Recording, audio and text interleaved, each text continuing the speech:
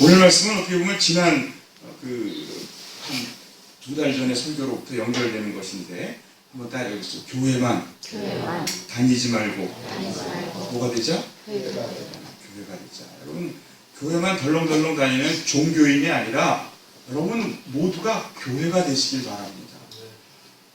믿지 않는 사람들이 여러분들을 보고 예수님을 보는 거예요. 아, 참 믿을만하구나. 교회가 되시길 바랍니다. 그러면서 그 말씀으로 연결해서 제가 이런 삶을 살자고 그랬어요. 무슨 삶을 살자고 그랬을까요, 여러분? 성육신의 삶을 살자. 여러분, 예수님이 말씀이 육신이 되어 우리 가운데 거한 역사는, 그 성육신의 역사는 그냥 단순히 예수님이 말씀이 돼서 육신이 거했대, 거기로 끝나는 것이 아니라 주님이 말씀이 되어 육신이 된 것처럼 우리도 말씀이 무엇이 되어? 사르크스, 육신이 되어 우리 가운데 거하는 여러분들의 신령들, 여러분들의 사르크스, 육신들이 되시길 주님의 이름으로 축원드립니다. 사도 바울은 이 육신에 대해서 굉장히 좀 부정적이에요. 그러니까 인간의 모든 죄는 바로 무엇으로부터 나온다? 육신, 사르크스로부터 나온다 얘기하고, 로마서 7장을 보면 내게 이 사르크스가 있기 때문에, 이 살이 있기 때문에, 이 살이 나를 끌어당기는 이 육신의 정욕이 얼마나 강한지, 사르크스의 정욕이 얼마나 강한지, 내 마음에 하나님의 법이 아무리 있어도 하나님의 법과 육신의 법이 싸울 때 누가 이기죠? 육신의 법이 나를 사로잡아가는 것을 보는 듯다. 그건 아마 사람이라면 다 그거 여러분들 아마 이렇게 체험하지 못한 사람들은 대단한 성자일 겁니다. 돌을 닦아도 될 것 같아요. 이렇게 사도 바울은 이것을 육신을 사르크스의 근원으로 생각했는데, 사도 요한은 이것을, 그 사르크스를 그렇게 죄의 도구로만 사용하지 않고, 이것이, 이 살이, 우리가 육신을 입고 있다는 이것이 여러분 사단의 도구로, 죄의 도구로 나를 쓰임받기도 하지만, 이 육신이 있기 때문에 하나님의 뜻을 여러분 실천할 수 있는 그런 육신이 될 수 있다는 거예요. 그래서 요한복음 1장 14절에 얘기하잖아요. 한번 더, 말씀이 무엇이 돼요? 여러분들이, 저는 요즘 버릇처럼 이렇게 합니다. 이렇게 살을 자꾸 꼬집어요, 살에. 그러면서 말씀이 무엇이 돼요? 육신이 돼요. 주님 내 가운데 역사하소서. 오늘도 내가 이 사르크스, 이 육신을 가지고 그 육신의 적용, 안목의 적용, 이생의 자랑에 빠지면서 죄의 도구로 쓰임받는 것이 아니라 정말 이 육신이 움직이고 활동하면서 이웃들에게, 우리 형제들에게, 우리 성도들에게 말씀이 무엇이 돼요? 육신이 되는 삶을 살게 하옵소서. 그래서 하루 새벽 기도를 끝나고, 이제 새벽 기도 끝나고 여기서 다시 저 혼자 기도할 때, 오늘은 어떻게 하면 말씀이 육신이 되는 삶을 살까? 이런 마음을 가지고 기도합니다. 그러다 보니까 이제 이런 생각이 들더라고요. 성육신의 삶은 제자라는 말 속에 포함되어 있다는 거예요. 우리는 모두 예수님의 누구죠? 믿으십니까? 예수님의 제자여야 돼요. 자, 그럼 제자란 무엇인가? 그것이 오늘의 답입니다. 제자란 무엇인가? 성육신의 삶, 말씀이 육신이 되는 삶을 살기에 우리는 제자로 살아야 되고, 예수님은 제자로, 이게 이제 그 베드로 수익권 교회, 그 베드로가 내 양을 치라 하는 그 말씀을 받은 거기에 그 물고기를 150, 모나교를 보냈었는데 158인가? 예. 잡고 나서 이제 거기에 있는 그 예수님이 베드로에게 안수해 주시는 그 모습이 있는 그곳입니다. 그곳에 가서 제가 찍은 건데, 꽤 오래 전에, 한 10여 년 전에, 저는 이 사진을 볼 때마다 내가 정말 베드로의 모습을 가지고 하나님 앞에 제대로 서 있는가. 요즘 여러분 제자란 한마디로 이거죠. 누구든지 나를 따르려고는 자기를 못하고 부인하고 자기 무엇을 지라? 십자가. 제자는 한마디로 십자가입니다. 십자가를 지는 거예요. 그럼 십자가를 진다는 말을 가지고 제가 묵상을 하는데, 지난주 수요일 날 말씀 준비를 하는데 이런 생각이 들더라고요. 요한복음에 보면 무엇을 하면 제자가 되리라는 말이 참 많이 나와요. 요한복음에 특별히 제자라는 단어가 많이 나오고, 무엇을 하면 제자가 되리라. 그래서 제가 요즘은 여러분 컴퓨터나 그 스마트폰을 잘 이용하면 자기가 원하는 그 제자 딱 치면은 어느 복음서에 그 단어가 얼마나 나오는지 어디 나오는지 금방 알 수 있어요. 그래서 예수님이 친히 제자는 이런 사람이다 하고 말씀하신 세 부분이 있더라고요. 그걸 보면서 제가 이런 생각, 제자는 이 세 가지를 일단 충족시켜야 되겠구나. 요한복음 8장 31절 너희가 내 말에 거하면 참 내 제자가 되고, 주님이 말씀하신 거예요. 너희가 어디에 거하면? 내 말에 거하면 너희가 내 참 제자가 되고, 그 다음 절이 너무 은혜로운 말씀이죠. 진리를 알지니 진리가 너희를 어떻게 하리라? 자유롭게 하리라. 그러니까 제자의 진리 안에서 자유로운 삶, 이 자유로운 건 뭘까요? 세상의 죄악으로부터, 이 세상의 수많은 정말 그 사단 권세로부터 자유로운 참된 기쁨으로 살아가는 삶, 진리의 삶, 그것은 바로 주님의 제자가 되는 건데, 그 제자의 조건을 이 표지를 이렇게 얘기하고 있어요. 너희가 어디에 거하면? 내 말에 거하면. 여러분, 첫 번째 표지입니다. 두 번째 표지는 지난 수요일에 봤던 말씀인데, 우리 13장 35절입니다. 우리 함께 읽겠습니다.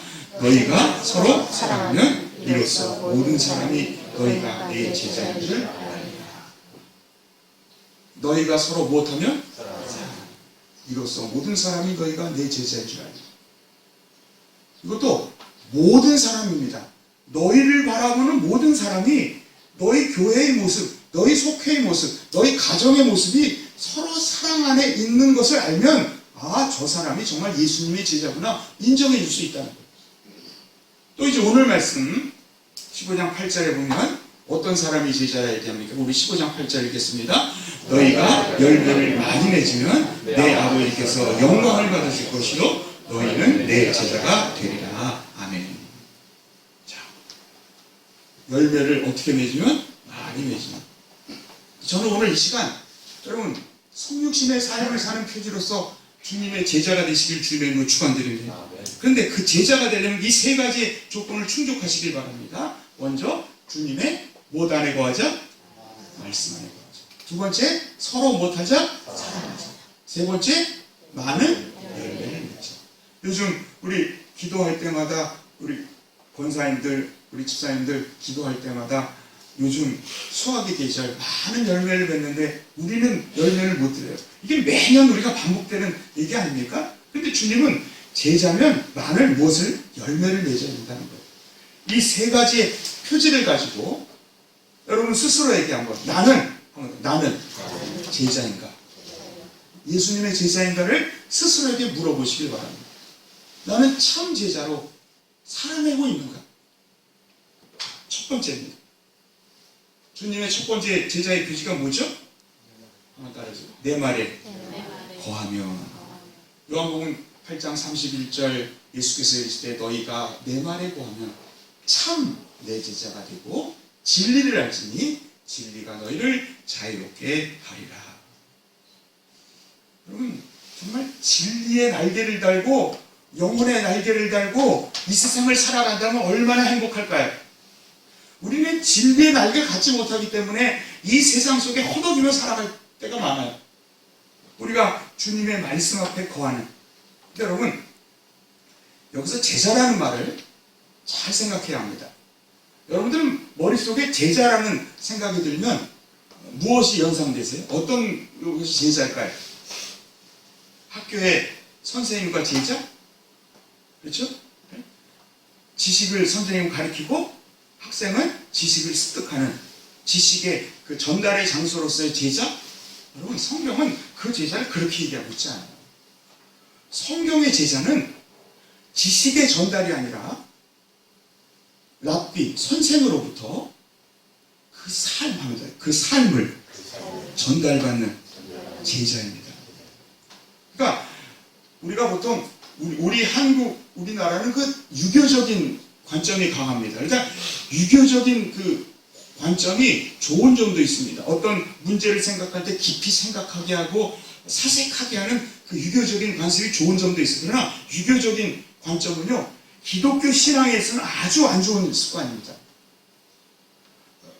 서양의 전통에도 두 가지의 전통이 있어요. 좀 어려운 얘기일 수 있는데, 헬레니즘 문화와 히브리즘 문화가 있습니다. 헬레니즘은 그리스 로마 중심으로 헬레니즘, 철학이 발전했죠. 플라톤이나 뭐 아리스토텔레스 같은 철학자들이 많이 발전. 히브리 문화는 바로 기독교 문화예요. 구약의 전통의 날. 여러분, 근데 그 둘 차이에 제자가 틀려요. 똑같은 제자라고 얘기해도 플라톤, 이 헬레니즘 문화에서의 그 제자라는 것은 지식을 전달하는 선생은 돈을 받고 그 돈을 받으면서 자기 제자를 삼고 그 제자를 통해 이제 전달하는, 지식을 전달하고 그 지식을 가지고 우리가 살아가게 만드는 그런, 다분히 지식의 전달로서의 그 제자입니다. 근데 오늘날 우리는 제자라고 하면 되게 이걸 생각해요. 아, 제자다. 학교에서 여기 우리 선생님으로 계신 우리 성도님 집사님이신가 이제? 집사 받으셨나 우리 공원에서? 안 받으셨어? 그래. 자, 우리는 보통 제자를 이렇게 생각하는데 성경의 제자는 절대 이게 아닙니다. 히브리적 문화에서 제자라는 것은 선생의 삶을 그대로 따라가는 것. 조금 이따 얘기했지만 선생이 내디딘 발자국이 먼지가 떨어지기 전에 그 발자국에다 내 발을 디뎌서 그 먼지가 내 발 위에 떨어지게 하소서, 이런 고백을 하는 것이 제자의 의미라는 거예요. 그래서 여러분, 유대인들은 이런 말이 있어요. 한번 더. 당신의 랍비의 먼지로 덮여지길 바랍니다. 그들의 속담이에요. 어떤 사람이 누구의 제자에 들어가고 열심히 하면, 아, 당신 선생님의 그 먼지로 덮여지길 바랍니다. 그런 게, 당신의 발 위에 먼지가 덮여지길 바랍니다. 그래서 실제로 그들은 늘 선생이 걸어간 발걸음 가까이 가서 그 선생이 발을 내딛는 거기에 함께 발을 내딛습니다. 선생이 뛰자마자 바로 거기다 내딛는 거예요. 여러분, 우리가 어떤 일을 할 때, 아, 이게 좋은 일이지, 해야지 하면서 막상 이게 좋은 일인가? 다음에 하지. 그럼 되게 그걸 해요, 안 해요? 해요, 안 해요? 안 하죠. 인간은 참 그런 거예요. 여러분, 성경이 왜 베드로와 야고보와 요한이 즉각적으로 하나님께 순종했는지 아십니까? 순종은 그냥 즉각적이어야 돼요. 제가 그 새생활 세미나에 이동훈 목사님의 그 예화에 보면 지금도 늘 기억나요. 헬레니즘 문화와 헤브라이즘 문화의 차이를 얘기하면서 그들의 차이를 이렇게 얘기합니다. 포탄이 어디서 날라오고 있었어요. 장교가 사병을 향해 이렇게 얘기합니다. 엎드려! 그런 거예요. 엎드려! 그랬더니 헬레니즘 문화를 가진 이 사병은 사색이 많아요. 딱 들으면 무슨 생각을 해요? 내가 왜 엎드려야 되지? 어디서 포탄이 날라오나? 그걸 쳐다보면서 엎드리질 못하고 자꾸 생각하는 시간이 길다 보니까 늦어집니다. 그렇죠? 그러나 히브리적 관점을 가진 그 병사는 엎드려 하는 순간 어떻게 해요? 엎드려 하는 순간 자기도 모르게 몸이 움직이는 거예요. 그냥 엎드려. 이게 헬레니즘과 히브라이즘의 문화인데, 우리의 순종은 헬레니즘적인, 사변적일까요? 지식적일까요? 히브리처럼 즉각적일까요? 어떻게 해야 돼요? 즉각적이어야 된다. 우리가 당신의 랍비의 먼지에 나에게 찌우소서, 이 말은 바로 그분의 삶이 내 삶이 될 수 있는 은혜를 얘기하는 거예요. 그래서 자, 유대인에게는 유대인들이 갖고 있던 과거의 그 체계가 있습니다. 우리는 초등학교, 중학교, 고등학교, 대학교의 과정이 있듯이 유대인들도 그 학교의 과정이 있었는데, 초등학교 과정은 체계집입니다. 체계집은 뭐냐면 그냥 하나님의 말씀의 책을 가지고 그냥 공부하는 거예요. 매일매일 암송하고 그것을 가지고 되풀이 암송하는 거예요. 그래서 복 있는 사람은 시편 1편 2절, 복 있는 사람은 오직 여호와의 율법을 즐거워하며 그 율법을 주야로 묵상하는, 이게 체계집의 과정입니다. 계속 살아가는 거예요. 근데 2단계가 있습니다. 이제 중고등학교 과정이 되면 2단계 탈무드의 집, 탈무드의 집이죠. 탈무드의 집은 뭡니까? 여러분, 탈무드라고 들어보셨어요? 탈무드가 뭐죠? 탈무드가 뭐예요? 성경의 원리를 가지고 이 세상에서 어떻게 살아갈까를 얘기하는 게 탈무드예요. 여러분들이 보는 탈무드 책은 사실 탈무드 전체의 10분의 1도 안 돼요. 100분의 1도 안 됩니다. 탈무드가 얼마나 방대한지, 유대인들이 갖고 있는 탈무드는, 그러니까 탈무드를 통해서 체계집에서 완전히 성경을 암송한 사람들이 가서 이제 드디어 이렇게 살면 되겠구나. 그런 이야기가 탈무드예요. 그 다음에 3단계가 이제 고등학교 과정이죠. 미드라시의 집입니다. 미드라시. 탈무드와 미드라시는 저도 미드라시는 못 봤어요. 그런데 탈무드와 미드라시는 똑같이 주석을 한 것인데 미드라시는 조금 더 고급, 그러니까 세련된 그런 해석서라는 얘기를 들었어요. 근데 이것을 다 통과하고 나면, 즉 초중고를 통과하고 나면 드디어 랍비 선생이 자기 제자 중에 책의 집을 거치고 탈무드의 집을 거치고 미드라시의 집을 거친 제자 중에 이제 정말 자기의 제자가 되는 사람들을 향해 이런 얘기를 합니다. 한번 따라해서 나를 따르라. 여러분, 예수님이 제자들을 향해 뭐라고 말씀하셨죠? 나를 뭐하라?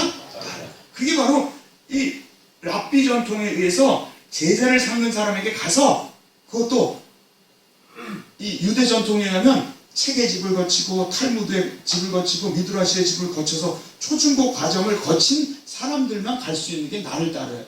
근데 예수님은 책의 집, 탈무드의 집, 미드라시의 집을 베드로가 거쳤어요. 야고보가 거쳤어요. 요한이 거쳤어요. 제자 중에 거친 사람이 있을까요? 마태 정도 거쳤을까?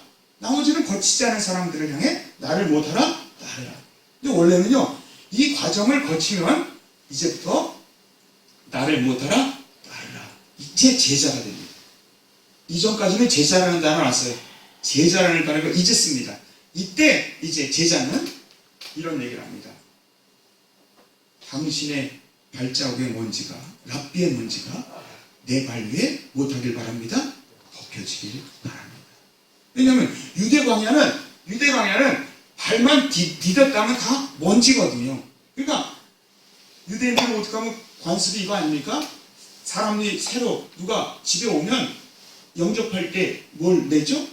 발 씻을 물을 낼 정도로 발에 먼지가 많은 사람입니다. 그러니까 랍비가 앞에 내딛는 발걸음, 삶의 발걸음에 내 발을 내딛는다. 그런 삶이 바로 주님이 원하는 나를 따르라는 말씀이라는 거예요. 우리는 보통 제자를 지식의 전달로서의 제자로 오해합니다. 성경은 지식의 전달로서의 제자가 아니에요. 얼마 전에 우리 100주년 기념교회 이재철 목사님이 목회자들과의 그 대담 속에 기사로 본 겁니다. 이런 얘기를 했어요. 어떤 목사님 이제 한국교회가 종교 500주년을 맞으면 한국교회가 바로 서야 되는데 어떻게 말씀으로 이제 바로 설 수 있겠습니까? 그랬더니 이재철 목사님이 이런 얘기를 하는 거예요. 배우고 가르치고 배우는 말씀으로는 이제는 더 이상 소망이 없습니다. 우리가 지금 하고 있는 가르치고 배우는 우리 제자 훈련이 그렇지 않습니까? 수많은 교회들이 수많은 제자 훈련들을 했어요. 가르치고 배우는. 근데 여러분, 제자 훈련을 한 교회들이 희한하게도 하나님이 거기에 많은 시험을 주셔요. 요즘 한국교회의 무수한 얼룩지는 역사들을 보면 제자 훈련을 내세운 교회들이 더 많은 하나님께 영광을 가리는 일들이 많이 일어납니다. 이재철 목사님이 그런 얘기를 하는 거예요. 이제는 가르치고 배우는, 학교에서 가르치고 배우는 그런 것이 교회에서 이루어진다고 한국교회가 소망이 있느냐? 절대 그렇지 않다는 거예요.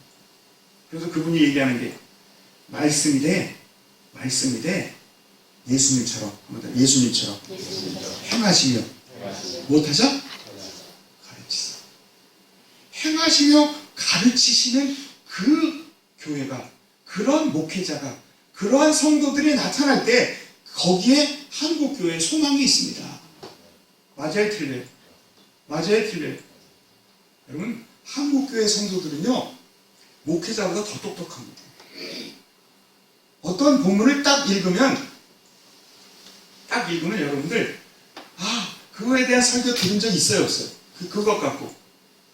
어떤 분들은요, 머릿속에 그걸 다 꿰고 있습니다. 이거 하나, 둘 나오지, 요거 나오지.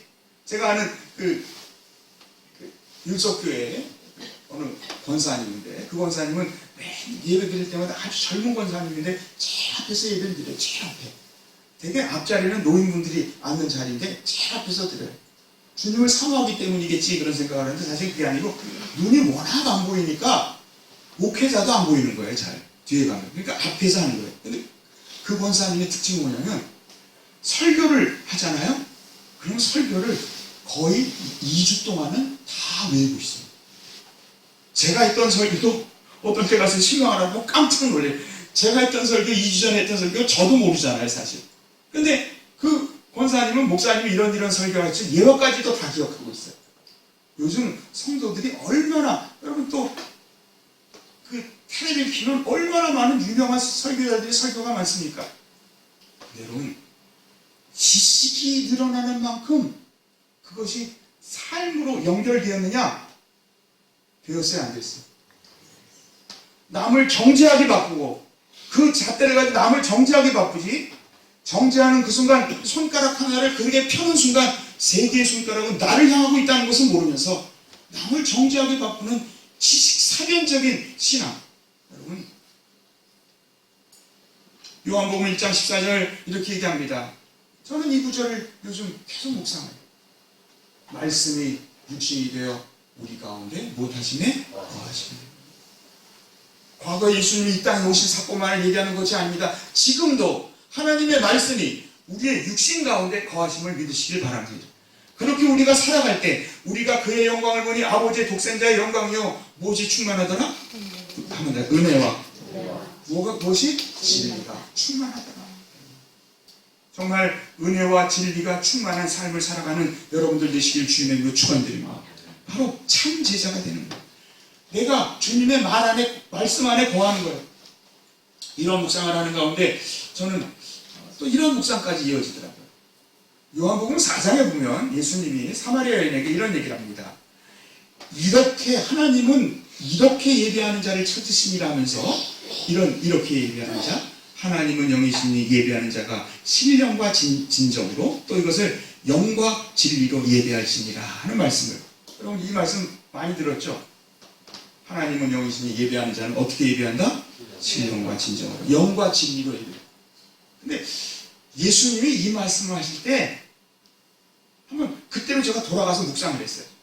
예수님이 사마리아 여인을 향해 이렇게 얘기할 때 제자들 앞에, 제자들은 이제 나중에 왔지만 말할 때 이 마음은, 아 그래, 지금 회당과 성전은 잘못되어 있으니까 예배당을 아름답게 꾸며서 그 예배당을 아주 좋은 것으로 만들고 거기를 뭐 파이프 오라간도 만들고 잘 만들어가지고 거기서 예배를 드릴 때 어떻게 예배드려요? 신령과 진정으로 예배하길 원한다. 그런 예배자를 하나님이 찾으신다. 이 말씀을 하셨을까요, 여러분?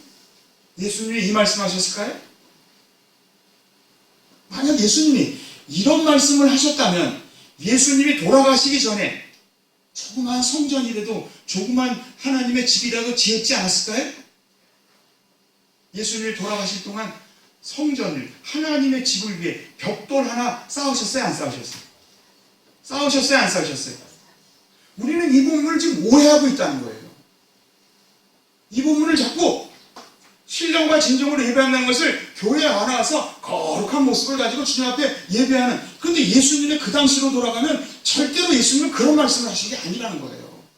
만약 그랬다면 예수님이 성전에 들어가든 회당에 들어가든 거기서 제자들을 데리고 신령과 진정으로 예배하셨어요. 그러나 회당을 안 가셨어요. 이제 그죠? 들판이, 사냐가 다 예수님의, 하나님의 집이었어요. 그럼 여기서 주님이 원하는 신령과 진정으로 예배드리는 예배는 무슨 뜻을 갖고 있을까요? 물론 이건 주석가들이 얘기한 게 아닙니다. 제가 이번 주간에 저대로 하나님을 묵상하면서 생각한 거예요.